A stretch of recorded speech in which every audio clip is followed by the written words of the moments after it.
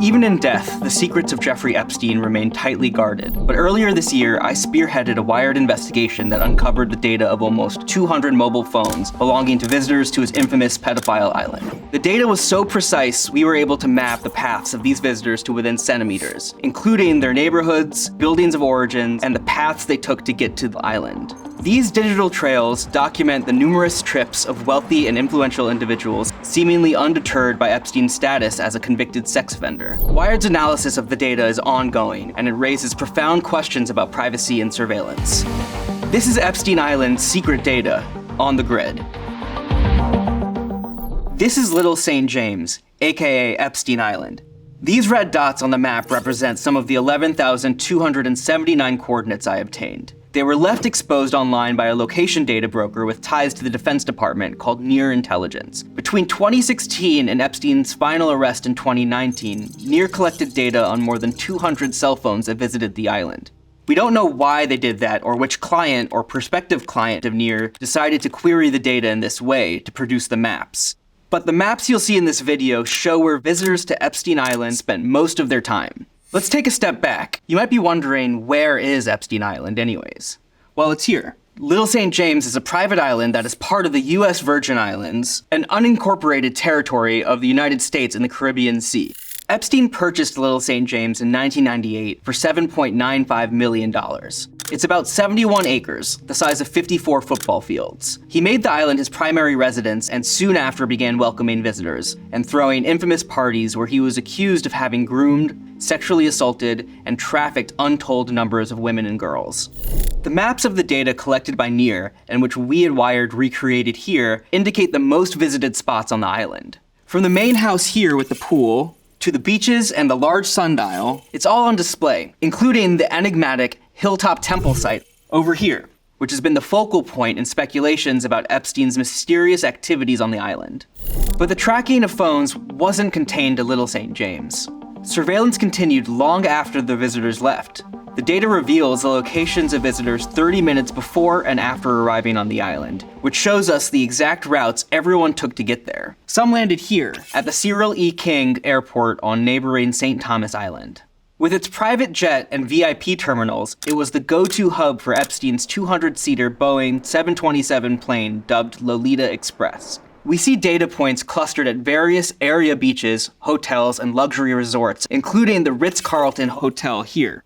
To get to Epstein's Island, many visitors got on a boat at a designated dock at the American Yacht Harbor, a private marina on St. Thomas co-owned by Epstein at the time. From there, we see a flow of movement through Great St. James Island, the larger island just to the north, which Epstein purchased in 2016 for $22 million.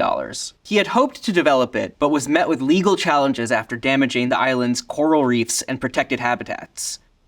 The data then traces visitors' movements as they are ferried to Epstein's private dock on Little St. James. Epstein also had a helipad on the island and owned at least one helicopter, a Sikorsky S-76, which he used often to transport himself, guests, and victims from the airport or elsewhere, according to legal documents and testimony. It's worth noting that the data reveals a regular flow of traffic to and from Little St. James between 2016 and 2019. A lot of people were visiting the island even after Epstein had pleaded guilty in 2008 and served jail time for procuring a minor for prostitution. If we keep following the data trail and we widen our view, we'll see that the tracking of visitors continues once they have left the island and presumably gone back home. The Near Intelligence data we uncovered pinpoints 166 locations throughout the United States and 80 cities across 26 states. Topping the list were Florida, Massachusetts, Texas, Michigan, and New York. The data points are labeled as common evening locations or common daytime locations, typically their homes or work. Many of the visitors were likely wealthy, as indicated by coordinates pointing to gated communities in Michigan, as well as homes in Martha's Vineyard and Nantucket in Massachusetts. We even have data points from a downtown Miami nightclub, and also the sidewalk across the street from Trump Tower in New York City. Before we jump to conclusions, some sources have highlighted interactions between Donald Trump and Jeffrey Epstein at social events. But after Epstein's 2008 conviction, there are no verified reports of Trump maintaining a relationship with a convicted pedophile. Take a look at this point over here in New Mexico. This is a property that was owned by Epstein, a secluded 8,000-acre ranch. Another property of Epstein's is seen over here on El Brio Way in Palm Beach, Florida. This waterfront mansion was sold, demolished, and is now being rebuilt, but it was where prosecutors claimed Epstein trafficked numerous underage girls with the intention of molesting and abusing them. But we don't just see the coordinates of wealthy homes amongst the data. The median household income of Palm Beach is more than twice that of nearby communities where we also see data points. Some of these points could represent victims or employees who worked on the island, which is why we're careful about revealing names and continue to carefully analyze the data. If we zoom out more, we notice something strange. There are no data points anywhere in Europe. Does this mean it was strictly Americans visiting Jeffrey Epstein on his island? No.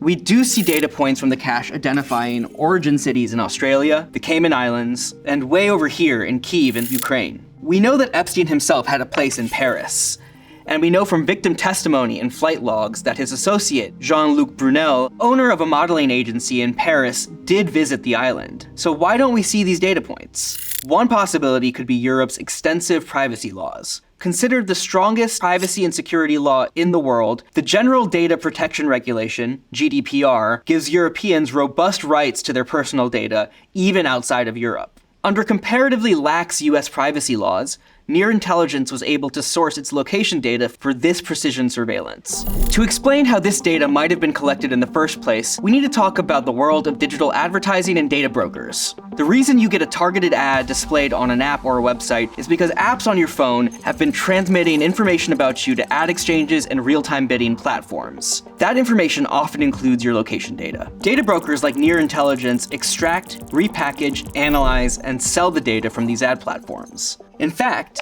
according to internal company documents from 2019, Near Intelligence, which has roots in Singapore and Bengaluru, India, claimed to have information on around 1.6 billion people in 44 countries. They offer a platform for searching that allows their clients to query their vast dataset by drawing a box around a specific area like Little St. James. Near then provides insights about the devices it observed within the selected area. We don't know who or why someone searched Epstein Island, but the reports and maps they created were sitting unprotected and totally searchable as publicly accessible code. And that's where we found them.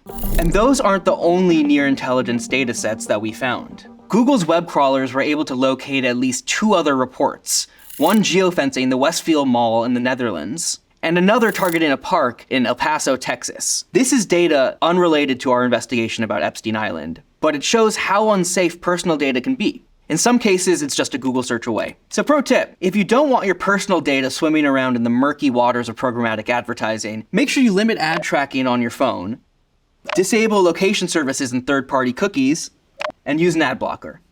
So what happened to the island after Epstein reportedly committed suicide in a Manhattan federal jail while awaiting trial for sex trafficking? Well, in May of 2023, billionaire investor Stephen Dieckhoff purchased both Little St. James and Great St. James for $60 million.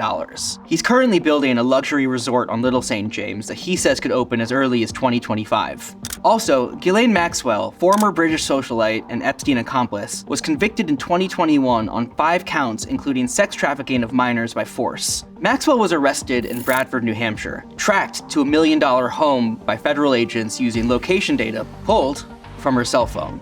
I'm Dhruv Mehrotra. The Wired investigation into the secret data of Epstein's Island continues.